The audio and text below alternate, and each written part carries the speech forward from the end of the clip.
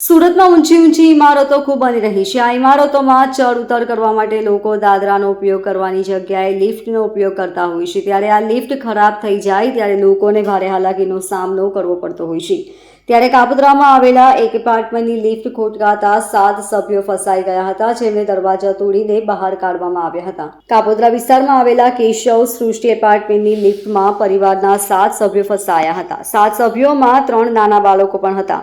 Ground floor અને પહેલા માળ વચ્ચે લિફ્ટ અટકી ગઈ હતી। ફાયર લાસ્કોરોએ દરવાજો તોડીને તમામને સહી સલામત બહાર કાઢ્યા હતા। લાઈવ રેસ્ક્યુના વિડીયો સામે આવ્યા છે। ફસાયેલી મહિલાએ કહ્યું કે લિફ્ટ બંધ થયા બાદ ઉપર જતી હતી અને અચાનક જ બંધ થઈ ગઈ હતી।